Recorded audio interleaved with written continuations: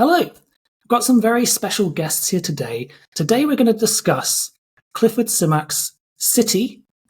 And with me today, I've got Chris from Liminal Spaces and Jim from News from the Gelding. So welcome to you both.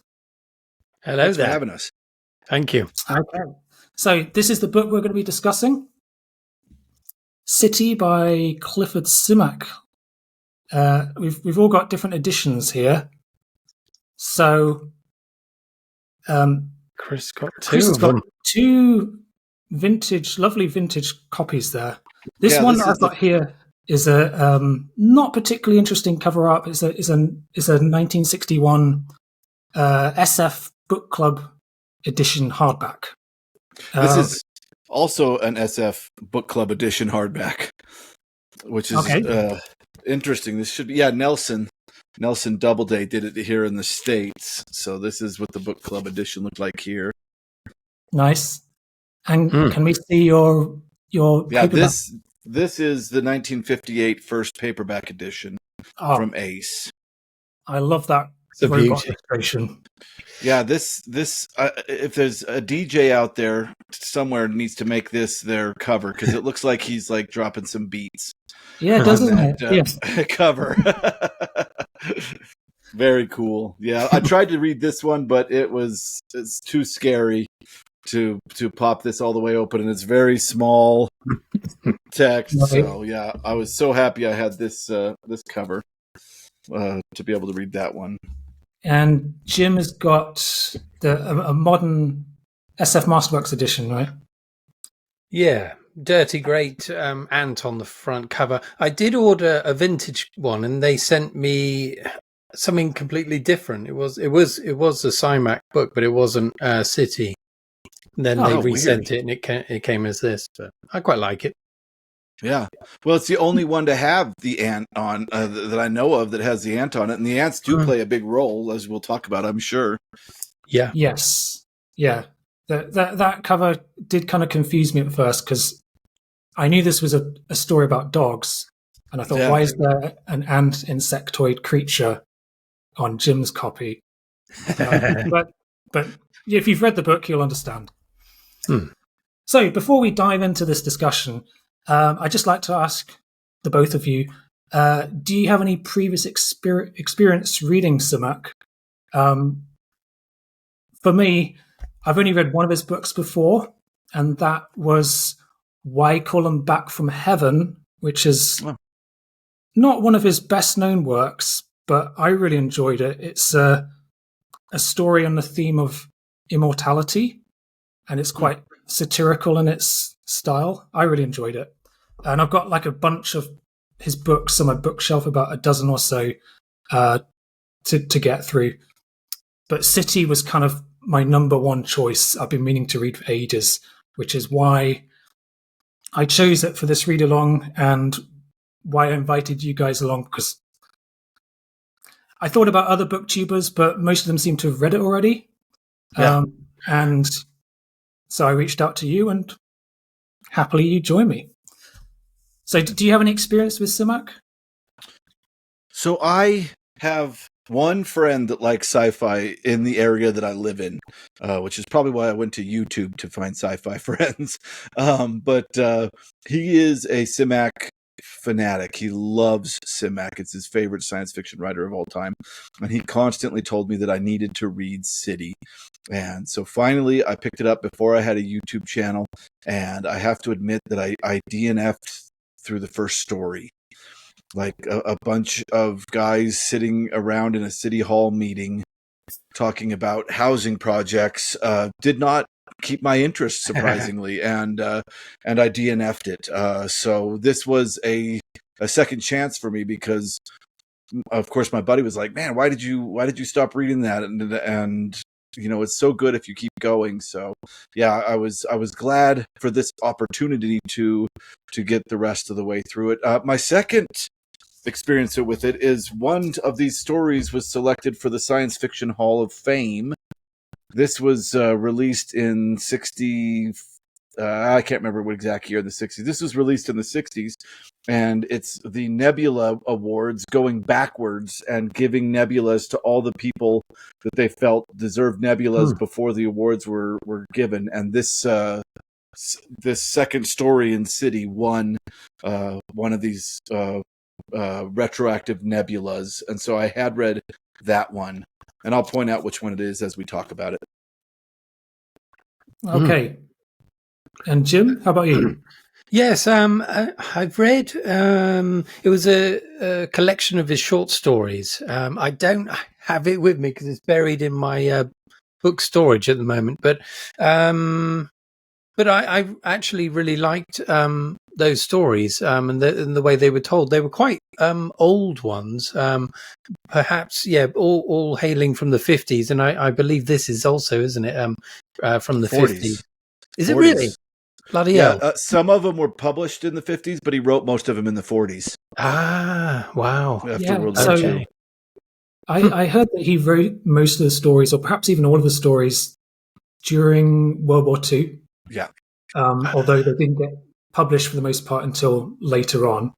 Yeah. And then they became a fix-up novel in 1952. Ah, right. Sorry to interrupt you there, Jim. No, that's quite all right.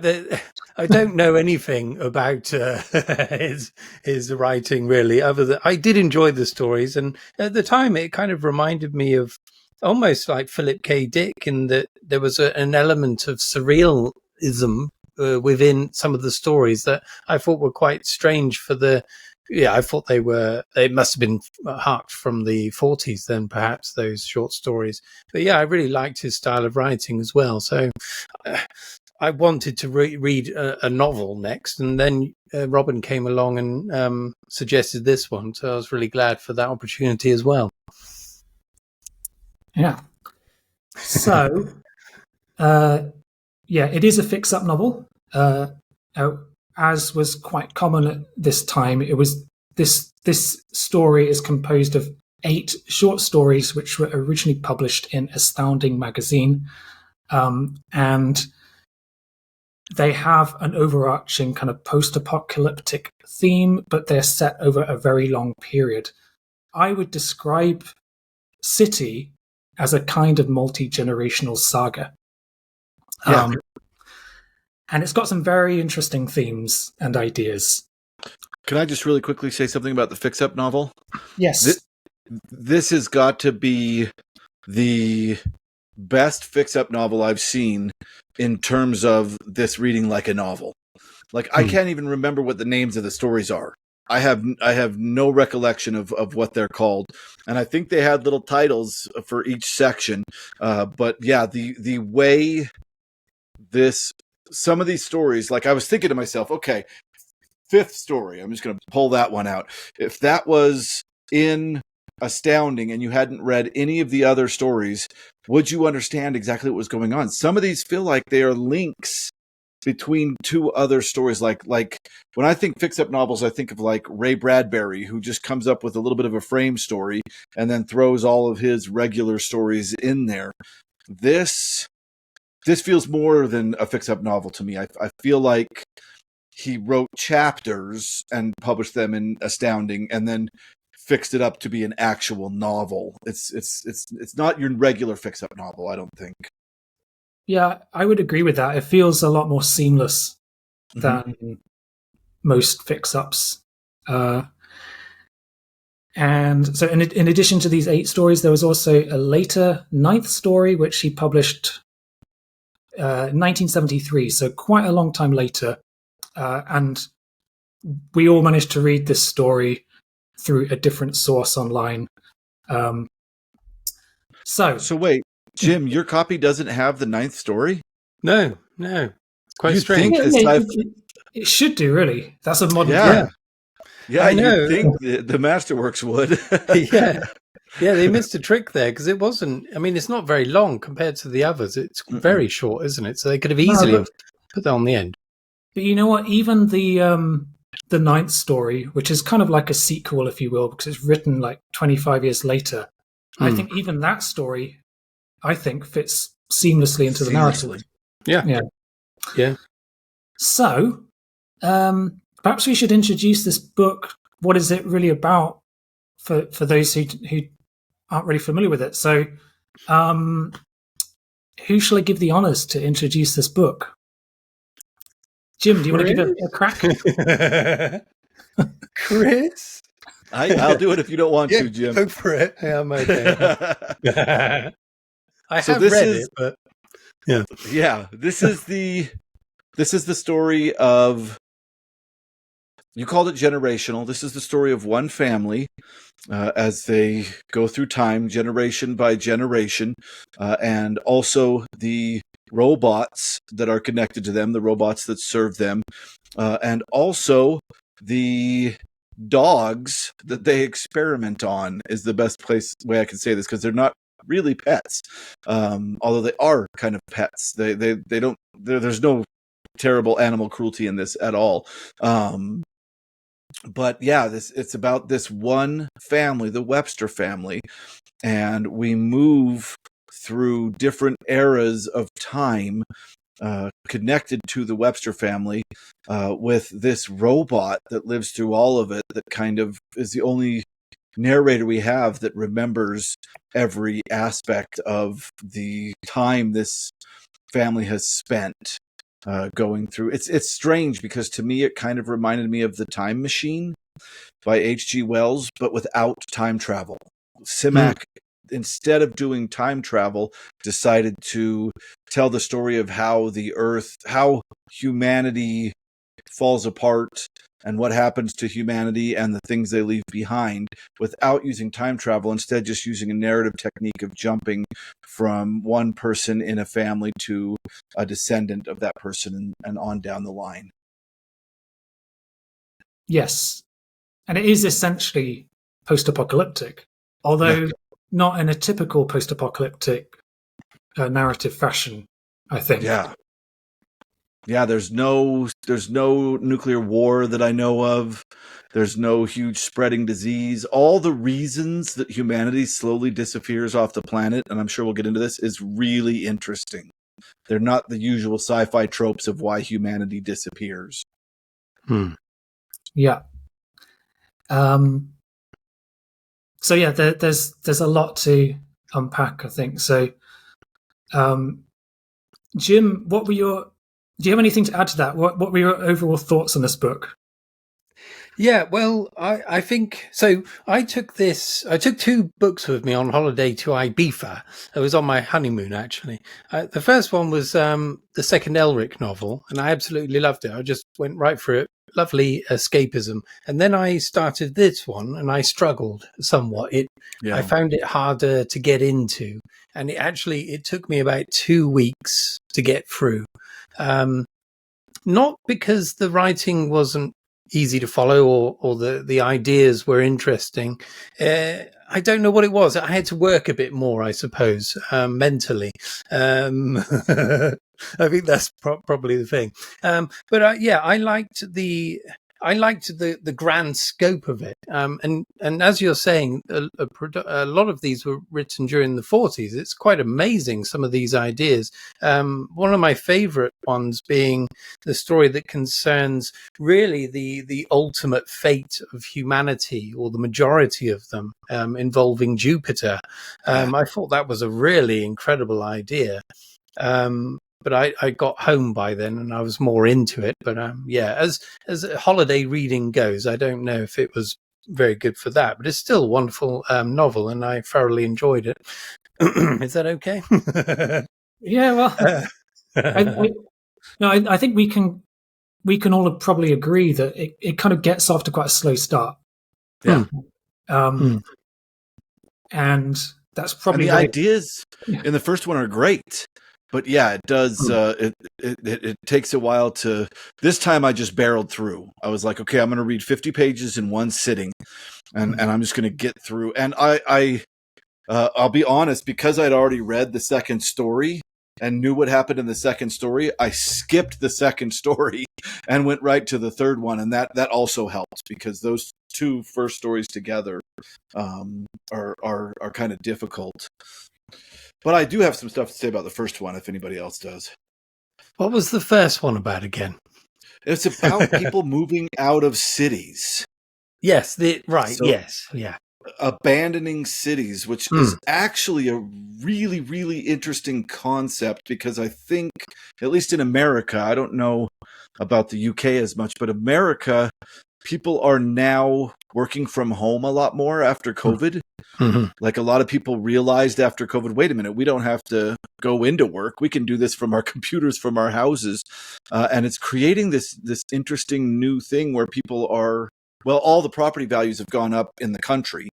First off, you used to be able to go out and buy houses cheap because nobody could live in these cities or these small towns because they had to work, and there was no work in the small towns. And now suddenly they can work from anywhere, so they can live wherever they want. So people are truly, I think Clifford Simak was a little prescient here.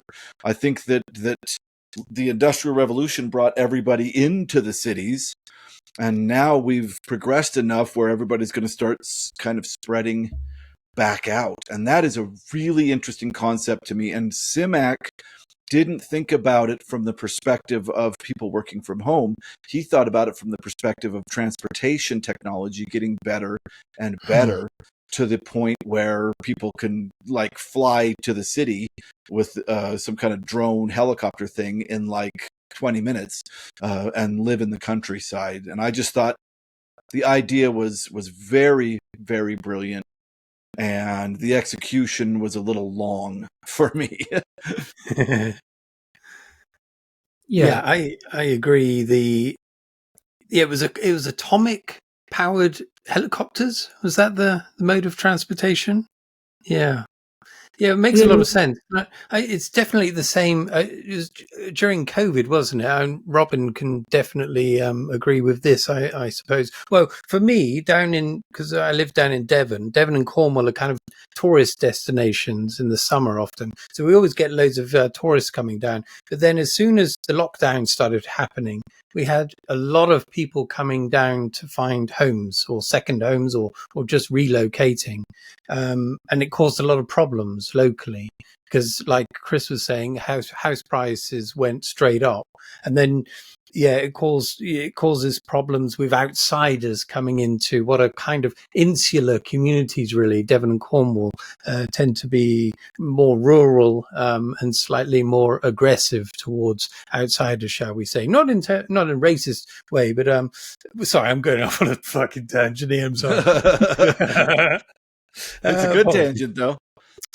It's just interesting how it, certainly relates to his ideas that from the 40s, like you were saying, the means of this change being completely different. But working from, I'm just reiterating what you've just said, Chris. But it is interesting. Oh, I'm sorry. You go ahead, Robin. Oh no, I was just saying that first story, I think, is supposed to be closest in time to our time. Yeah. I think they allude to the 1990s. And then each one jumps forward like a few generations or 100 years or even thousands of years. Yeah. So that first story, City, is supposed to be, in theory, the most relatable. Although I thought it had some quite humorous anachronisms.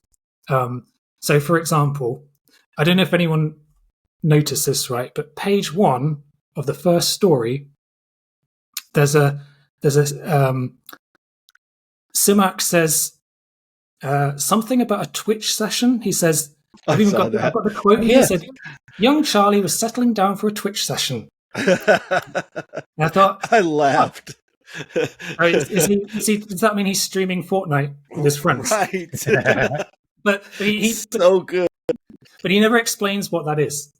So he just leaves that open to interpretation. But there was an even funnier one, I thought, than that. This was, moving on a little bit. I think it's the second or third story. We have this guy who's a census taker, right? And at this point, it's already hundreds of years in the future, and he's taking the census of humanity. but he carries around with him this massive portfolio with hundreds of sheets of paper with all of the details of all the people he surveys, and he carries it around in a bag. And I thought, wait, at this point in the story, we're already exploring the far planets of the solar system. Right. And yet, we can't find a more efficient way of storing data than just carrying hundreds of sheets of paper with you. Yeah, it's true. Yeah.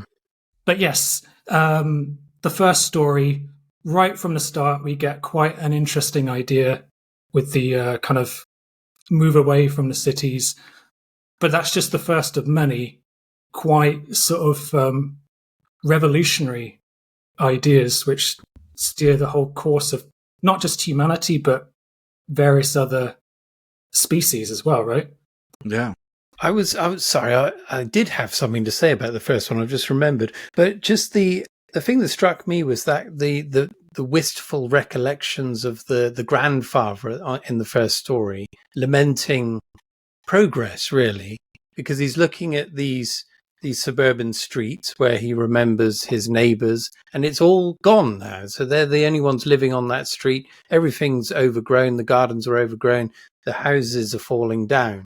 And I thought that hit me quite hard, because I don't like this, the way, it's all in the name of progress, but I think everyone's quite happy usually where they are at the time. If you're lucky enough to be somewhere that's fairly affluent, or in the West primarily, you can have a nice life without things going hell for leather to the future. And so that really struck me at the time reading that bit. This reminds me of Bradbury in that sense. I feel like Simak and Bradbury have lots of similarities. Number one, Simak is very pastoral in his science fiction writing. It's so strange that we get all these fields and meadows and stuff in this book. It's not huge descriptions of technology. It's beautiful descriptions of scenery, of rural scenery, and it's really beautiful. But also, Bradbury and Simak in this have a tendency to warn about scientific advancement more than they do. Like Clark, I think, was really excited about scientific advancement, and Heinlein was as well. Whereas Bradbury and Simak, I feel like were a little bit afraid of what scientific advancement would mean to us as a species. And I see that a lot in this as it goes on. These pastoral elements and these kind of warnings of technology. It's really interesting. Yeah. And I think one thing he shares with Bradbury, or at least in the Martian Chronicles, is the prose is quite melancholic in tone, I think. And yeah, it's kind of, in some ways it's a cautionary tale, but I think this is an interesting book because although it is kind of post-apocalyptic and it's about humanity dwindling away to nothing, in some ways it's also quite utopian. I think about the society that follows, the society that the dogs create, although even that doesn't necessarily last forever, and a kind of or even humanity in its last days, how we've kind of ultimately create for ourselves a more peaceful civilization. And there's quite a sort of underlying theme of pacifism in this book. It's like cozy post-apocalyptic. Yeah, it's really positive post-apocalyptic fiction, which you don't find often. But in some ways, the passivity of what humanity becomes this could be a spoiler, is kind of part of the undoing of humanity. The lack of drive to attack things conceptually. Yeah. Which, again, I think that point that Jim just made, I think that has some similarity. I don't know if you've read Childhood's End before. Yeah. Which is kind of a utopian novel, but it is about the stultification of humanity. Our lives have become so carefree that we end up losing all drive and ambition and meaning in life, and humanity just stops progressing any further. And that kind of, we have a similar thing going on in this book. Yeah. Yeah. Can I say one thing about the second story really quick? Oh, go ahead. Yeah. Yeah, the second story is the one that won the Nebula, which is strange to me, because I didn't expect that to. I think it is. This is the one where this Webster fella is agoraphobic. And terrified of leaving his house, so much so that there is this Martian who he was friends with in his youth. Everything hinges on this guy leaving his house, and I feel like Simak did an incredible job with agoraphobia, which is and it's funny because I was like, does he have somebody in his life? I tried to look into his life to see why he would choose this specifically to write about. Especially, I don't think it's something that comes up in science fiction very often, and I feel like it was really handled well and quite beautifully in this story. I really enjoyed seeing him take that on. I think it was wonderfully done. Sorry, I just wanted to say that about that second tale. No, I agree, actually. And I remember thinking when I read that second tale, I mean, it was only the second one, but I was thinking, this might be my favorite. And then I got to the fourth one, I thought, no, this one's right. Yeah. Well, I was just going to add to the agoraphobia aspect of it, because I thought that was going to play out slightly more. I suppose it does in some ways, because I suppose a natural result of living remotely, your existence would become slightly more insular. I know I tend to work a lot at home, and so too. I'm kind of afraid of going outside. And I suppose if you were to extrapolate that over a certain amount of years, it would become probably endemic within the human mentality. A lot of people would probably suffer from the same thing. So I thought that was interesting, and whether that would bear out. I can't remember whether it did now, but I suppose it did. It goes along with the living remotely thing. I don't know. He had to make a choice, and the choice that he made, I think, for a long time was connected to the Webster family. Yeah. And that had we won't talk about what that is, because that would be a spoiler, but that had a massive repercussions for the whole world, didn't it? Or for humanity in general. Yeah. Yes. So, there are, in fact, although there aren't many recurrent characters in this story, there are numerous races or beings. So there's that Martian friend. He doesn't play a big role, but that proves that there are sentient Martians in this story. We also have humanity, of course. We've got the dogs, which I'm sure we'll talk about in a moment, who end up... Third tail. they become uplifted. We've also got a kind of separate class of humanity known as the Mutants. And of course, how could I forget? We've got the robots, who are kind of the servants of humanity, and they are intelligent, sentient beings in themselves, right? And the only reoccurring characters in this text. Yes, there's one particular robot, Jenkins, who's kind of the Webster Butler robot. I guess that's him on the cover. I'm guessing that's supposed to be Jenkins. He's the only character who appears in every single story, even in the epilogue, which was supposed to take place like thousands of years later. Yeah, I don't think he's in the first story. Is he not? Okay. I don't think. That's an interesting question. You're right. I think the only robot was mentioned, I think, was a grass cutting robot. Yeah, I can't say for sure. That would be worth a reread of that first story just to see if they name drop Jenkins. But I feel like Jenkins was introduced in the second story. Okay, I'm mistaken there. But he's kind of the only consistent character, and I think if I'm going to have any criticism of this book, it's not really a criticism, but it's kind of any kind of drawback. If you're a character-focused person, you won't really get much out of this book, perhaps because we don't really spend enough time with any single character to really care about them. Mm-hmm. And the Webster family, we basically meet different members of the family throughout time, different descendants.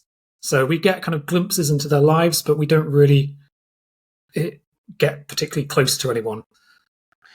I think that's why I struggled reading it initially, because of that. I do like following characters usually through a story.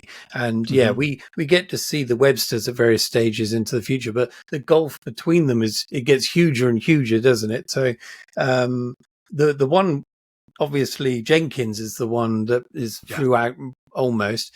So I really loved him as a character for various reasons, but maybe we can talk about that later. Yeah. Right. So I'm not doing this in a very structured way. I'm going all over the place. But, okay. It's just fine. I did want to mention the fourth tale, right? We'll probably have a minor spoiler here, but I do think it's worth discussing. Before you go that way, let me say one thing about the third tale. I'm so sorry. Oh, go ahead. Just in order. The third tale starts with a guy sitting on the ground and a dog walks up to him and is like, "Hey, what's up?" And the guy's like, "Oh my God, a talking dog." And that's really for me when I knew that this book was going to kick into high gear. That we have this animal that is suddenly talking to this man. And then slowly that is kind of revealed that they're doing scientific uplifting, as you said earlier, of these dogs, which to me is such an incredible idea. I love animals in science fiction so much, and they play not as big a role as I'd like, but they play a large role throughout this story. So the third tale is our introduction to that, and also to the mutants and ants. Yeah, I guess it probably would make more sense for us to discuss that a little bit before we go on to what happens in the fourth tale. We don't have to go through every single tale, but I do think you have brought up something important here. Yes. So this is a book ultimately about talking dogs. I mean, that's not the only thing it's about, but that's what it's best known for. It's the best thing it's about. And it's great. I love sentient animals and talking animals in science fiction. I do think, and this isn't really a criticism as such, but you do have to suspend your disbelief quite a lot in this book, because there's really next to no explanation of how these dogs become uplifted. We're told that one of the Websters does some surgery, so he adapts these animals' throats so they can talk, and he gives them contact lenses for reading, which I thought sounded hilarious. But then all of a sudden they sort of become a race of intelligent dogs, and I don't really know how that is supposed to work. I think you just have to accept that. I wonder if Simak loved dogs so much that he was like, all we need to do is like a little throat surgery and some contacts, and they would be talking to us like crazy. Like, I think he really believed in the intelligence of these animals, because you're right, there's no genetic anything going on. It's just a little bit of surgery so that they can, learn these words, and then they do. And they end up having a kind of symbiotic relationship with the robots. Mm-hmm. So obviously the dogs don't have hands, so they kind of depend on the robots to kind of do things for them. Not just open doors, but I guess like, I don't know whatever they need doing for them. He doesn't really go writing, into it. Philosophizing. And it's funny because each dog has a robot, and then eventually all animals have a robot, it seems like, which is really, really cool. Yeah. So it's a cool idea, but the explanation doesn't really make any sense. Right. And you mentioned the mutants and the ants. Shall we just briefly discuss what's going on there? Well, maybe Jim, can you tell us who are the mutants? What is that about? Yeah, so the mutants were a version of humanity that had obviously mutated in some way. So a kind of a advanced evolutionary jump, I suppose. And so the mutants are capable of potentially, I don't know what to say here, but potentially telepathy and things like that, but also greater stretches of their mentality that allows massive leaps in intelligence potentially. So these are kind of post-human humans that are coexisting with the rest of the normal humdrum variety of humans. And so they're very curious people. We only get to meet one of them, I think. Is it Joe? Is he called? Yeah. But the thing I liked about that was that because they are so far ahead of us, they appear very quirky. They don't conform to the usual societal norms. And so he's often kind of chuckling to himself knowingly, and at the same time potentially doing very extraordinary things. So yeah, that was an interesting part of the story. And the other thing is the mutants live apart from humanity. Yeah. They don't really have anything to do with us, or we have very little contact with them. Yeah, and they don't care about us. Yeah. Yeah, and they it's strange because for a while in the book they're the antagonists. And this is a book with very few antagonists. But they kind of are, but everything that they do, when you take away the viewpoint particularly of Jenkins, seems very kind and correct. Giving humanity this philosophy that allows them ultimate empathy and understanding of each other. But Jenkins is like, and he gave it to humanity at this exact wrong time, and it screwed everything up because to Jenkins, he's just losing everything. He just keeps losing everything. But yeah, it's really interesting how positive this book is when you really get down to it. But yeah, I think again with this concept of genetic engineering, Simak puts forward this concept that ants can't progress as a culture because they hibernate. And all you have to do is take away the ants' need to hibernate, and they would suddenly be inventing the wheel and making carts and all this other kind of stuff.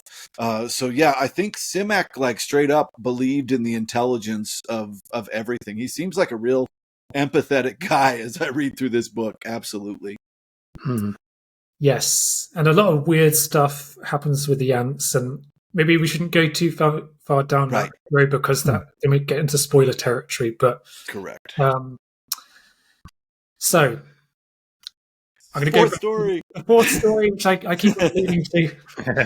Right. I think this is my favorite story. Mine too.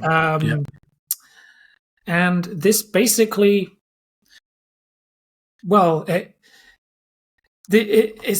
starts off totally different to the other stories, right? Because we start the story off in a research post in a dome on Jupiter. I think, and that's quite a sharp contrast to the kind of, rural, pastoral atmosphere we've had so far. Yeah. And this is quite a bizarre, quite a mind-bending concept. Chris, do you want to explain what happens in the story? I want Jim to. Oh, okay, Jim. I want Jim to do it. Well, yes. Okay. So, yeah, we've got this science research thing on the surface of Jupiter, and it's a very the atmosphere is awful. So the dome's constantly being ablated. So they're constantly struggling just to exist there.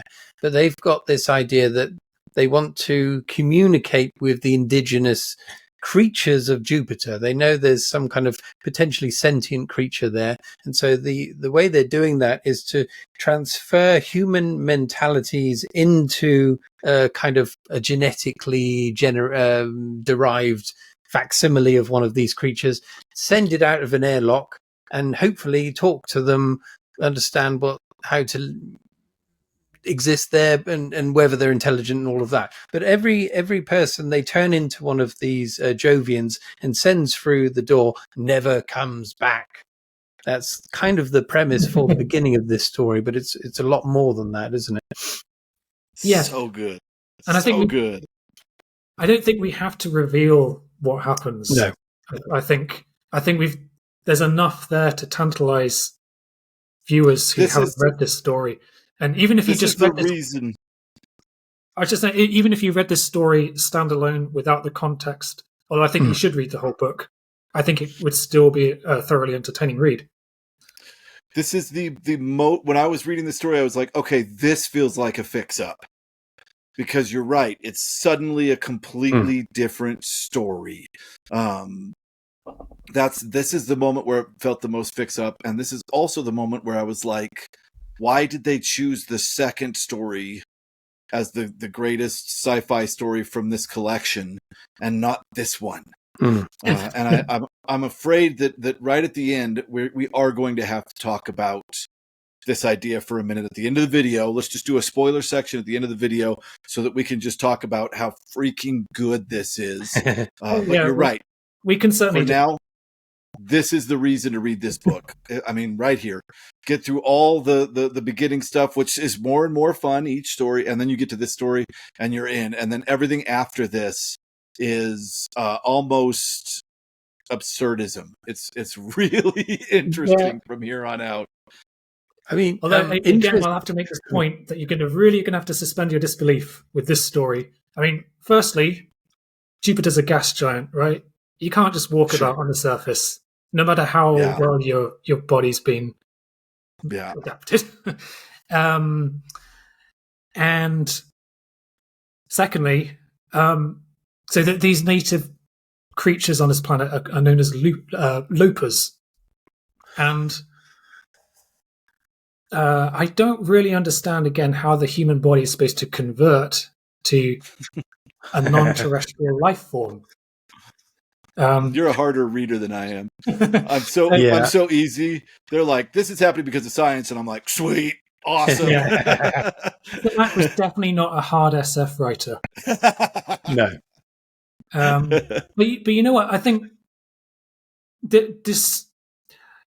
I think a related point, just in general, there are lots of really cool sci-fi ideas in this book, but I think that the purpose of these ideas feels more, to me, metaphorical or fantastical than traditional science fiction. That's why it's nothing like Arthur C. Clarke, for example, or various of his contemporaries. So you can interpret the Jovians and the Lopers how you will. There's probably different ways of interpreting that. But I just thought it's a really cool idea. So cool. So cool. And the reason they're not coming back is fun. So yeah, it's worth the price of admission for this book. Yes. Now, we don't need to go through all of the other stories. But we've only just scratched the surface, really, about some of the ideas in this book. There's also another concept which was kind of mind-bending, the Cobblies, which is kind of never really explained, but more kind of alluded to. It's like multi-dimensional. Yes. At one point, they're kind of suggested that the Cobblies are these spirits or beings who live on another plane of existence. And the dogs can kind of communicate with or get in touch with, and maybe the robots can as well, and perhaps even travel between dimensions. So that was a really interesting idea. I thought potentially derived from the idea that dogs and cats, for example, can sense paranormal happenings, perhaps, or dogs that bark long before an earthquake happens and those kinds of things. I thought that was a natural extension of that idea, perhaps. But yeah, Cobblies, initially I thought they were talking about ghosts or then layered memories that humans had generated and been left within a building, perhaps. But then, yeah, it seemed to be extra dimensional. And then at one point, there's even a description of one of these entities, I think. Am I right? Tentacles being in, a bit of tentacle action. Yeah. Kind of Lovecraftian. Yeah. And I do want to add that it is the dogs that gives the robot the ability to do this. That robots don't have this ability until the dogs. And that's what is interesting about this book, is seeing the society that animals create once humans aren't in the picture anymore. And that's the fun of the end of this book. All through the end is watching these animals and robots interacting and seeing what they're creating and dealing with. And then the end of the Mutants is absolutely incredible. The story around that, it gets real weird. And for me, that's when this really picked up. And if you think about it, again, The Time Machine by H.G. Wells, whenever he jumps into a new future, it gets weirder and weirder towards, I think, giant lobsters on the beach, right? It's just this surreal nonsense. And that's what jumping through time like this allows writers to do. And I think that for me, the end of this book was so satisfying because it was so abstract. It really, like the beginning, I was like, okay, this is going to be some very, like, I don't know if you guys have read a lot of Asimov, but Asimov at times for me gets to be a bunch of scientists standing around like talking, and it makes me want to just kind of slam my head on the desk. And I was afraid Simak was going to go that way, and Simak did not go that way. Simak went like Jack Vance's Dying Earth direction. He went a completely different way, and I really, really loved it. I did. I think that if you can make it through to the fourth story, you will absolutely love this book. But you got to make it to that fourth story, because it doesn't. You can't tell what the hell's going on in the first two, and then the third, even the first three, you can't tell what's going on. And then it only starts to become. In fact, I would say from the tales from 4 to 8 are the ones that I think it would be hard to separate out, especially 6, 7, 8. Like they just seem to go right one after the other and continue telling this story. So I don't know how those could have been short stories on their own. Yeah. And without spoiling anything, I would just say that throughout those last few chapters, we learn not just the ultimate fate of humanity over the eons, but what happens to the dogs, what happens to the robots and the mutants, and even the ants, and other animals on Earth, and even the final story, which is called Epilogue, which was published many years later, feels like a very natural progression. And I think once you've read Epilogue, it feels like, well, that was always part of the story.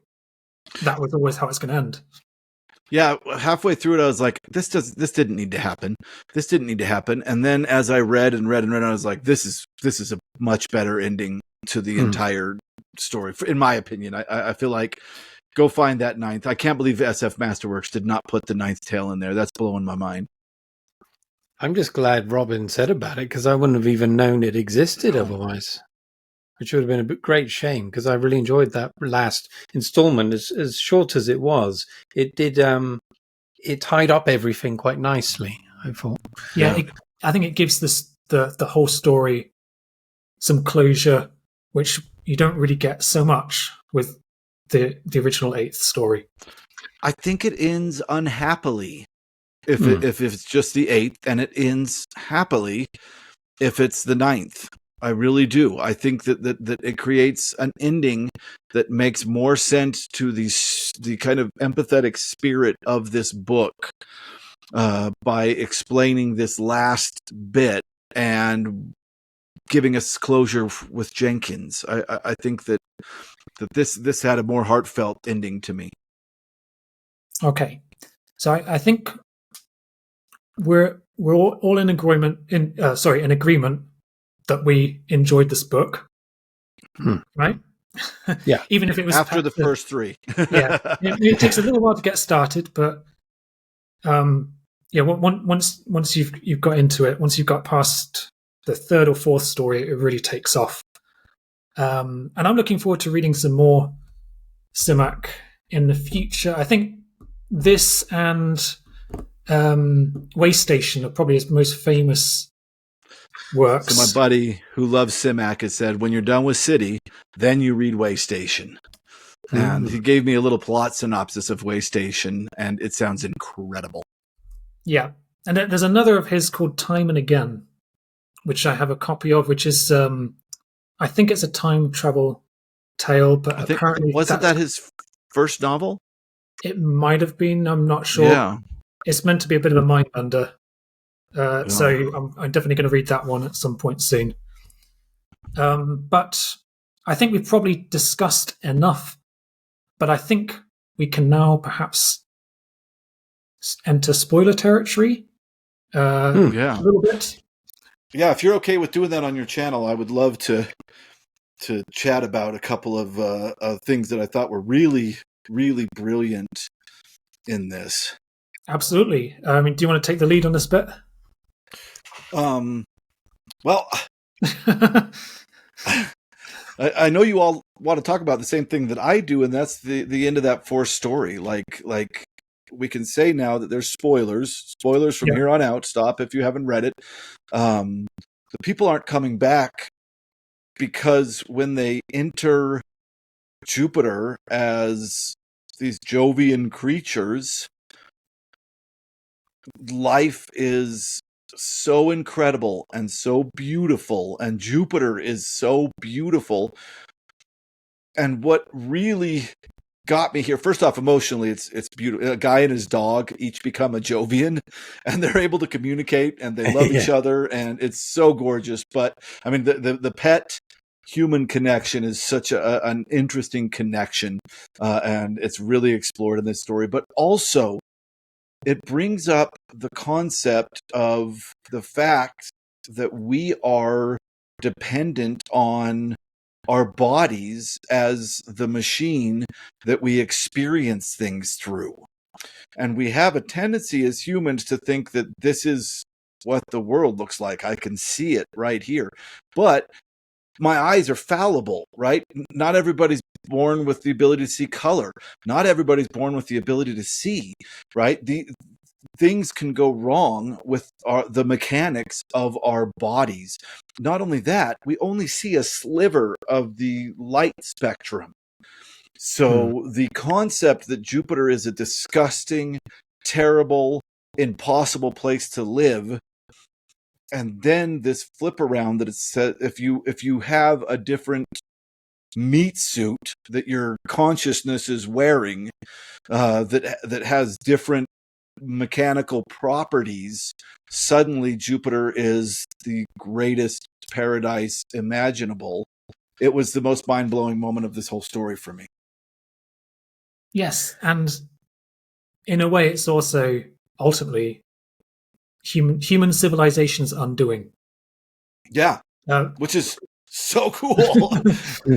Because once the secret let slip that Jupiter is a kind of paradise, if you become a native life form there, everyone wants to go. And in fact, they try to suppress this information on Earth because they think this is going to halt humanity, all human progress. But the secret gets out pretty quickly, and there's a mass exodus. Almost all of humanity moves to Jupiter. What an incredible apocalypse. Would you guys go? Yeah. Well, I mean, Yeah, if all my friends and family are there and they're living out their days happily, and I can. And your pets. Oh yeah, I can have a new plane of existence with my cat. So. Yeah. That's incredible. It's so beautifully written, and I love the aspect you've put it into, Robin, that I did not think about. I did not think about this as a post-apocalyptic book, but you are absolutely right. Yeah, it is an interesting thing to say. Would it be right to suppress this information because it will end humanity? But it ends humanity in such a nice, beautiful way. Kind of euphoric way, isn't it? And yeah. The interesting thing, because this is why I said earlier, in a way, it's kind of a utopian novel, which is a strange blend, post-apocalyptic and utopian, because humanity basically takes two paths. The majority go to Jupiter, which is basically paradise, and there they live. I don't know if they're immortal as such, but they have greatly increased lifespans. So it is basically paradise. For the few who stay behind on Earth, they end up living a very different kind of existence to human history. We basically renounce violence as a policy. No murder has been committed for many generations. We live in harmony with nature. Our population is drastically reduced, so we're probably, we're in harmony with our planet and so on. So we kind of end up stultifying. Human progress comes to a halt, but people live very happy, carefree lives, even if they're kind of slightly meaningless lives. It's just kind of utopian in a sense. Would you agree with that? I mean, I would disagree slightly. Just that I think the humans that stay back on Earth, they're happy in a sense. I mean, they've got lots of entertainment. They're not ill. They're never ill. They live longer. Lots of luxuries and things like that, but their existence is largely hollow and pointless because no one really. Is it one of the Websters is writing a history of the city or something, and he's spent a decade or more writing it, but no one's ever going to read the damn thing because no one cares about what he's working on. There's a guy that begs people to let him remodel their houses because that's just what he's doing because he's bored.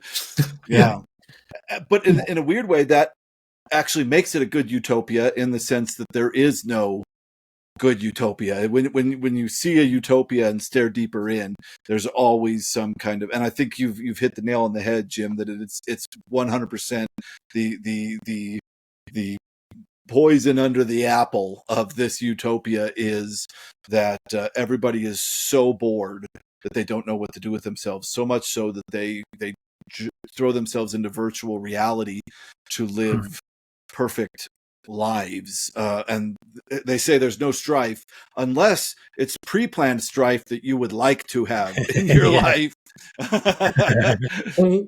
Yeah, I mean, I don't think utopia is the same as perfection. Right. And you will see that in other utopian narratives. Probably the closest example is Childhood's End, where people have happy, carefree lives, free from violence, free from suffering, everyone is well fed, and yet it's stultifying. And Brave New World too. Yes. Yeah. Soma. That's an even more extreme example, isn't it? Soma. So the what were they called? The aliens that were ghosts. You said their name earlier, Robin. The Cobblies. The Cobblies. Yeah. This is some crazy guy thinking about the future in the 40s shit right here. Truly, because there's a scene in this book in one of the stories where Jenkins, this robot that's lived for thousands of years, decides to go ask the mutants for help. And the mutants have been living in this like haunted house looking thing on a hill. Like that's where the mutants have been. They never come out. And so he's going to go up there and like, he hasn't had any contact with the mutants. The mutant hasn't had any contacts with the dogs. And he goes into this house, and it is this room full of doors, and he opens a door, and there is a room. At first I thought it was like holodeck technology. There is a room that is just a desert. He could just walk out of this doorway into another world. And this is where the concept of, I guess, multiverse, and this is some early 1940s multiverse, comes into play in this book, and it is so well done. I love that image of all these doors, but all the mutants have just kind of gone off, right? They've just found doorways they like and left, and they haven't probably been there for years, and nobody bothered to go up and check on them. And I love this idea because Jenkins literally starts shuffling cultures into different worlds, like humanity. And his final statement on humanity I thought was really interesting. Humanity can't help but go down a line that will lead them to killing. They can't help it. They'll always invent the bow and arrow. They will always do it. And so he's like, all right, I got to throw these guys into their own place and just let them go so that the dogs can go on this place. And then we get the ants, which is absolutely incredible. I don't know if you guys had anything you wanted to say about this wild concept of the antagonist ants. Well, first, I think to add a bit more context, the civilization that the dogs create alongside the robots that basically supersedes humanity is a purely pacifist civilization and vegetarian. And they call it I think they call it the Brotherhood of the Beast. So it's not just the dogs. They basically teach other wolves, animals, bears, everything.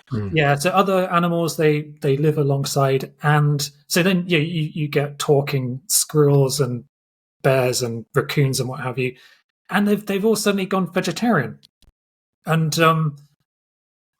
so they survive through some kind of agriculture.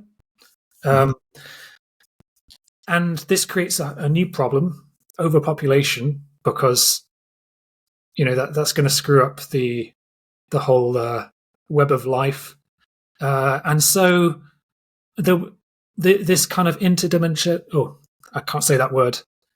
Other dimension. Interdimensional. There you go. My interdimensionality. Yeah, different universes. This becomes a solution to overpopulation. So basically the robots help to emigrate certain populations of animals to different worlds, different dimensions, because Earth is becoming overcrowded. That's even before we get to the whole ant situation.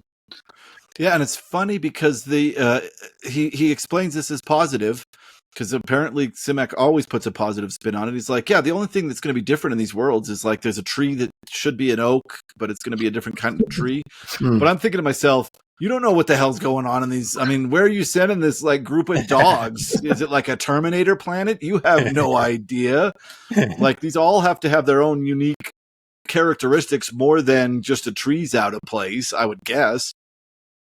Well, yeah, I thought it was curious because the idea that, because the dogs came up with the idea or the notion that there's no such thing as time. So if you go back, not using time, but a second back, you're actually just in another world that's just behind ours, kind of thing. That's true. So I kind of thought of it as the ones that are closest to, for just minute variations on what we already have, perhaps.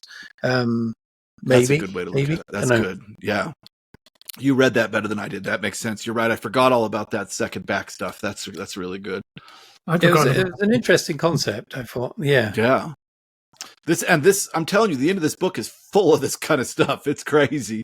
Like it really, it goes. It's a good time. So, what do you think of the whole ant threat? the antagonists. How does that play out? I think Clifford Simak understands ants really well. I mean, this is such a weird threat because they just are they start building a big building that's going to eventually cover the entire surface of the earth. They're just going to build this big old building.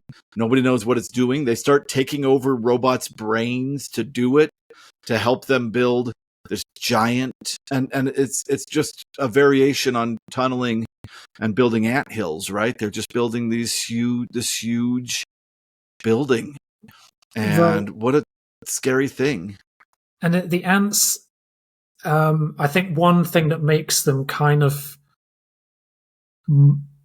enigmatic in a way, in the way that the other races aren't, is obviously, well, firstly, they're insects, so they're much further removed than other animals to our sort of mentality. But we never hear from their point of view, right? At all. No. Unlike various other animals and robots and classes of humanity and what have you. And yeah, they become this kind of all-encompassing, ever-expanding threat, encroaching eventually pretty much the whole of the planet. Yeah. And so ultimately, the dogs conclude there's nothing they can do about them. Remember, they've renounced violence, so they can't use any violent policy that might have worked for humans. So ultimately, the dogs also have to emigrate to another dimension. Most of the robots also leave the Earth, but not through interdimensional migration, but through spaceships. Right, because Jenkins is the only one that can feel those other planets because the dogs made him a new body. Yeah. So they fly off. Ultimately, Jenkins is the sole survivor alongside these ants, and that's how the 8th story ends. And then when you read the epilogue, which was published much later, it goes much further into the future, and we find out ultimately that even the ant civilization, I don't know if that's the right word to use, but collapses. They all die out. And Jenkins is, again, the only survivor in the world. Except for one mammal. Oh, and the mice. The field mice. They're the last ones, the last mammals. Ocean creatures, he speculates. Right. Yeah. Yep. And so Jenkins ultimately ends up leaving with some of his robot friends who... I love that they come back for him. They're like, all right, you've had long enough. Like, we need you. You need us. Let's go. Let's get out. You're done. The Websters are over. Let's go. It's really it's a much better ending, I think, with that ninth tale. Yeah. So yeah, it's a wild ride of a book, isn't it? Yeah, absolutely. And yet we've got all of these radical changes going on Earth and across society. But one thing I like about it is it's written in a very calm way. It's quite beautifully written, I think, in some places. The descriptions of nature, again, pastoral science fiction. Mm-hmm. The kind of leisurely existence that most, I'm not going to say people, but beings live in throughout this novel. It feels different to a lot of typical sci-fi stories you might read, and yet you couldn't really get any bigger themes than in this book.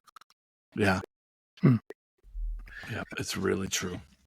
Yeah, it was interesting how humanity did have its stamp on everything, though, despite the fact that once they have buggered off out of it, the dogs have obviously been derived from their machinations or whatever. The robots obviously are derived from humanity, and Jenkins becomes more human than human in a way. He becomes forgetful and things like that. And the thing that and of course the ants when they break in when Jenkins walks into this massive building and what he discovers there, I was kind of disappointed in a way. I thought the ants might have been up to something slightly more interesting, but all of those monuments they've got on top of their structures again are referencing the actions of a human, albeit one of these muty ones or these mutated ones, Joe, having kicked the hell out of one of their towers and then started the process of them striving for more. But that's almost like they're taking after what it was to be human in a way, isn't it?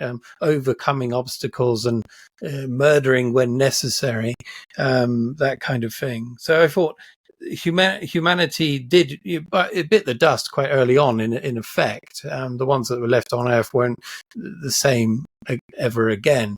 But yeah, there were traces that lingered throughout, I thought, as well. Yeah. Cool. I think we've about covered it, haven't we? I think so. All right. Well, it's been a fascinating discussion, and thank you both for sparing some time for me today and for joining me on this buddy read. I hope we can do similar things again in the future.